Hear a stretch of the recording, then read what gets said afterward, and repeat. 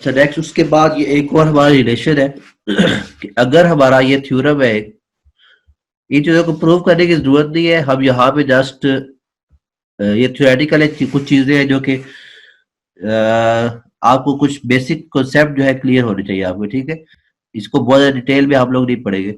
अगर आपके पास एक फंक्शन है जो कि जिस तरह अभी आपको बताया है कि आपका एफ ऑफ एन के लिए जो थीटा के लिए और ओमेगा के लिए और थीटा के लिए, तीनों के लिए, अगर आपके पास दोनों साइड पे एफ ऑफ एन और जी ऑफ एन, लाइक आपके पास दोनों साइड पे एफ ऑफ एन भी एन स्क्वायर है, यहाँ पे अगर आप एग्जांपल लें, आपके पास एफ ऑफ एन जो है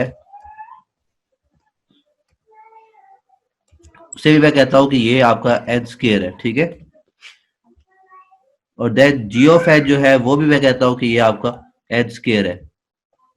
जी ऑफ एन भी जो है वो आपका इक्वल टू एन स्क्वायर ही है, ठीक है। ये एन टू नहीं है बल्कि एन स्क्वायर है, क्योंकि यहाँ पे स्क्वायर में लिख नहीं सकता है, तो आप लोग यही सपोज करें कि ये एन स्क्वायर है। तो आप ये जो तीनों केसेस है, अब ये एफ ऑफ एन आप इसको equal to big of G of N लिख सकते हैं, ठीक है। क्योंकि दोनों साइड पे आपके फंक्शन जो है वो सेम है, तो बिगो जो आपका जब सेम फंक्शन हो गए तो आपका बिगो जो है वो ट्रू होता था। अभी आपने वो एग्जांपल देखी है। इसी तरह हम इसको F of N equal to omega of, omega का साइन अब यहाँ पे नहीं आएगा, ओमेगा मैं इस तरह लिख देता हूँ, ठीक है। ओमेगा ऑफ इसको मैं जी ऑफ एन लिख सकता हूँ, क्योंकि जो ओमेगा था वो भी आपका जब दोनों साइड पे सेम फंक्शन हो तो उनके लिए ट्रू था, ठीक है। देन उसके बाद आपका नेक्स्ट जो है थीटा। थीटा तो आपका होता ही ट्रू उस वक्त है जब दोनों साइड पे सेम फंक्शन हो, तो आपका थीटा भी जो है वो आपका थीटा भी वैसे अच्छी लिख देता हूँ, आप जी ऑफ एन जो है उसके लिए ट्रू होगा, ठीक है। तो थीटा आपका हमेशा उस वक्त ट्रू होता है जब दोनों साइड पे सेम फंक्शन हो, और ऊपर हमारे पास सेम फंक्शन ही है। ओमेगा आपका सेम फंक्शन के लिए भी ट्रू होता है और छोटे फंक्शन के लिए भी ट्रू होता है, तो सेम फंक्शन तो ऊपर है हमारे पास, तो ये भी हमारे पास ट्रू होगा। नेक्स्ट हमारे पास थीटा जो बिग ओ है वो सेम फंक्शन के लिए भी ट्रू होता है, और जब बड़ा फंक्शन आ जाए तब भी ट्रू होता है, तो आपका ये भी फंक्शन ट्रू होगा। तो यहाँ पे इस थ्योरम में यही बताया गया है कि अगर आपके पास, अगर हम कहते हैं कि if F of N equal to theta of G of N, तो हमारे पास एफ ऑफ एन जो है वो equal to omega of G of N भी होगा और equal to big of G of N भी होगा। तो ये तीनों जो है एट द सेम टाइम एक ही फंक्शन के लिए ट्रू हो सकते हैं, ठीक है। जस्ट यहाँ पे ये बताया इस थ्योरम में। तो ये थ्योरम जस्ट ये प्रूव कर रहा है कि किसी भी, हमारे पास दोनों साइड पे अगर सेम फंक्शन है तो हम बिग ओ के लिए भी ट्रू कह सकते हैं, बिग ओमेगा के लिए भी ट्रू कह सकते हैं, और थीटा के लिए भी ट्रू कह सकते हैं। अच्छा नेक्स्ट हमारे पास ये वही एग्जांपल के थ्रू बताया गया है। अगर आपके एक साइड पे आपके पास ये लिखा हुआ है, दूसरी साइड पे आप इसको थीटा ऑफ एन स्क्वायर, तो इसको अगर आप लोग सॉल्व करें n into n minus one, यहाँ पे हमारे पास जो एग्जांपल है n into n minus one divide by two आ रहा है। अब ये चेक कर रहे हैं कि ये क्या थीटा ऑफ एन स्क्वायर के लिए ये ट्रू है या फॉल्स है।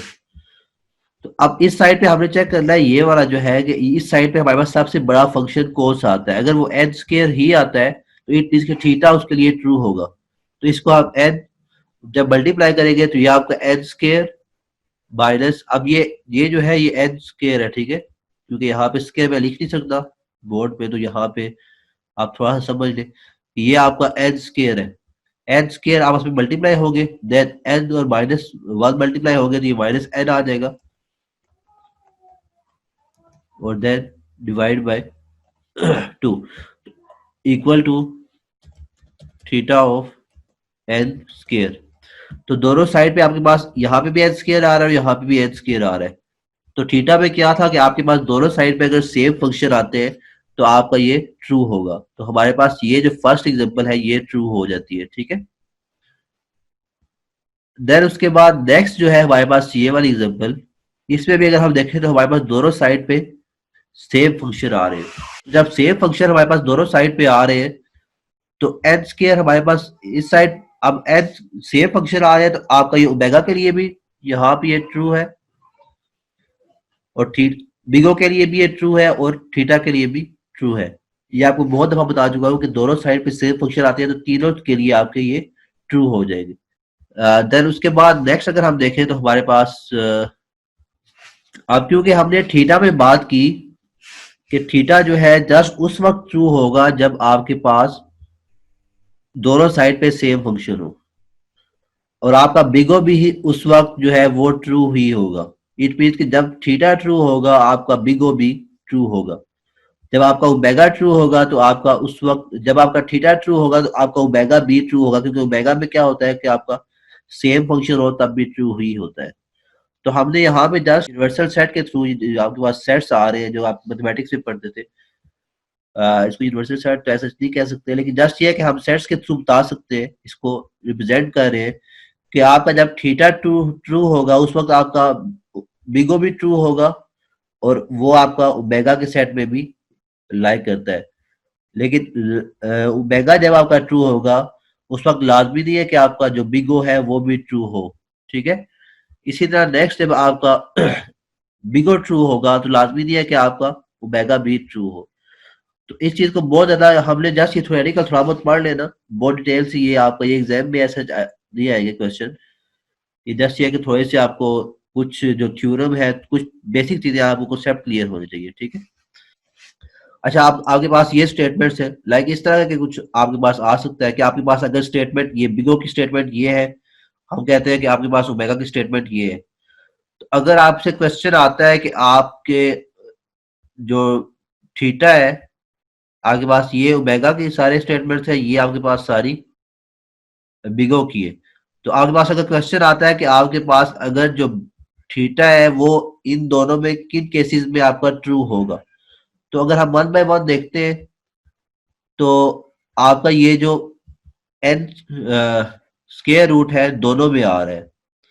जब ये दोनों में आ रहा है तो जब भी आपका ये दोनों कॉम्बिनेशन होंगे, जो कि हमने लास्ट स्लाइड में भी देखा है कि अगर दोनों में जो यहाँ पे एरिया लाई करता है, उन दोनों में आपका जो थीटा है वो ट्रू होता है।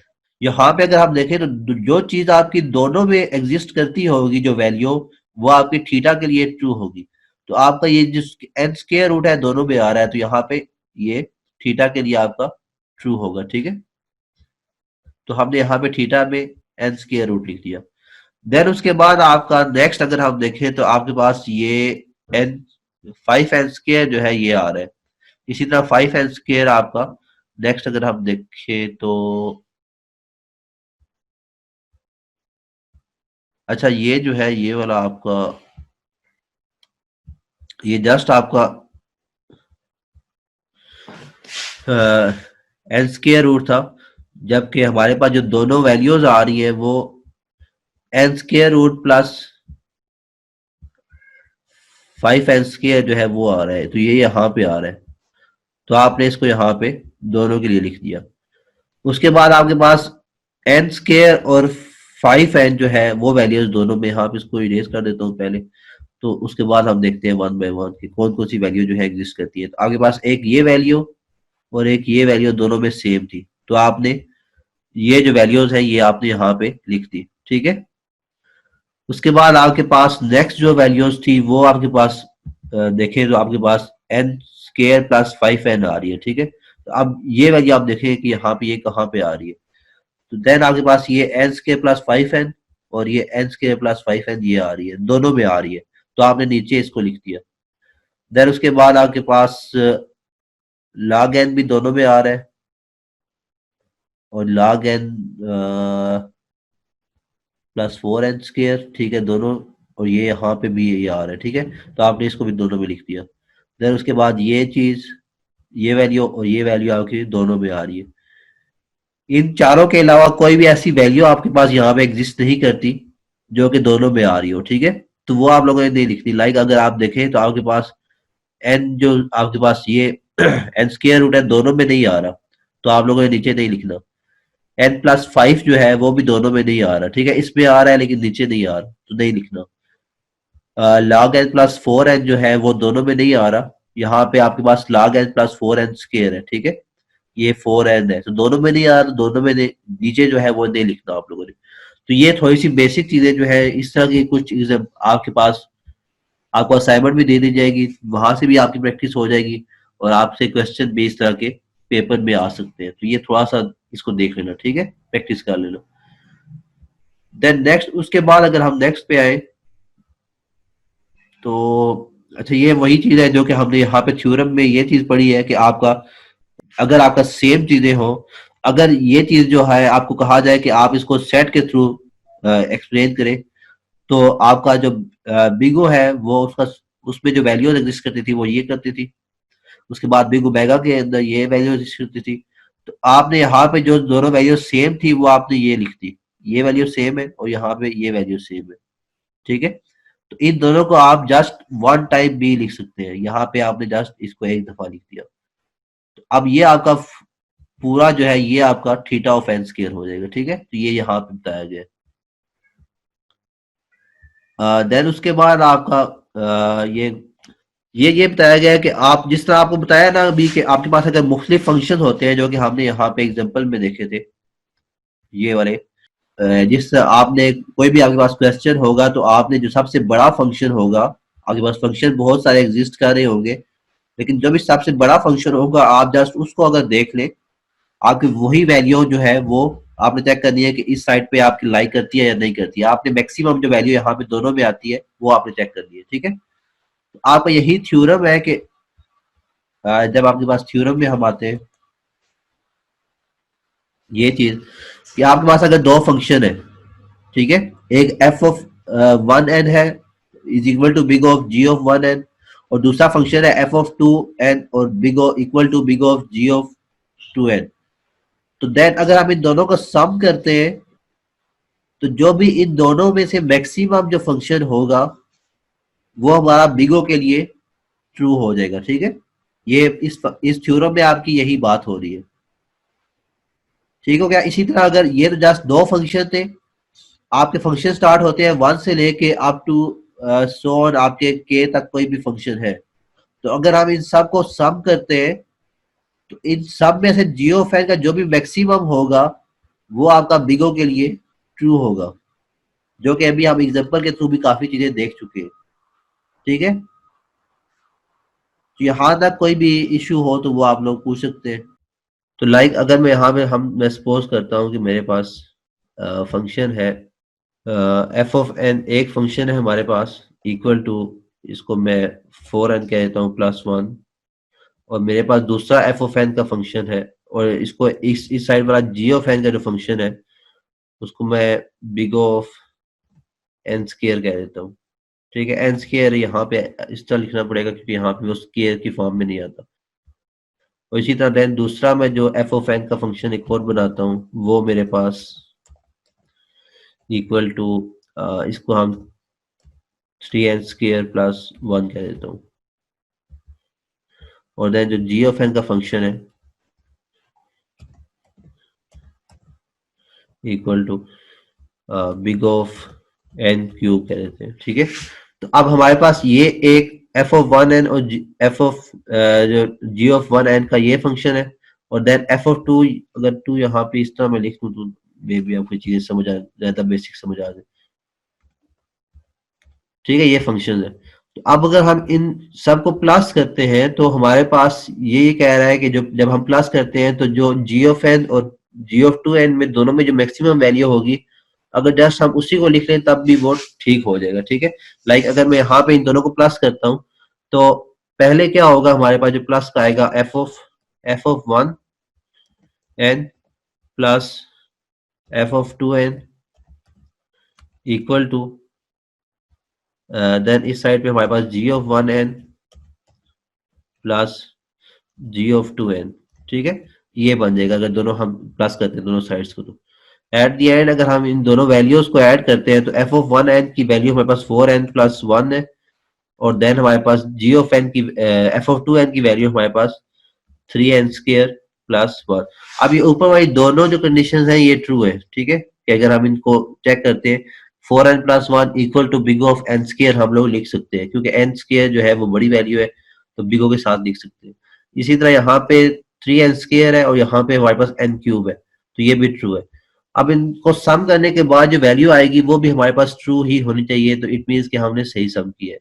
तो हमारे पास f(1n) की वैल्यू ये थी और f(2n) की वैल्यू हमारे पास ये है, इक्वल टू, हम ये जहां पे फॉर्मूला लगा हुआ है कि दोनों में से हम अगर मैक्सिमम लिख लेते हैं तब भी ये ठीक है, तो मैक्सिमम हम इनको करते हैं। g(1n) की वैल्यू क्या है हमारे पास n² और प्लस g(2n) की वैल्यू हमारे पास n³ है, ठीक है। तो इस साइड पे जो हमारे पास ये 4n प्लस 3n² प्लस 2 बन रहा है, इक्वल टू, इन दोनों में से मैक्सिमम जो हमारे पास है वो क्या है, हमारे पास मैक्सिमम n³ है, ठीक है।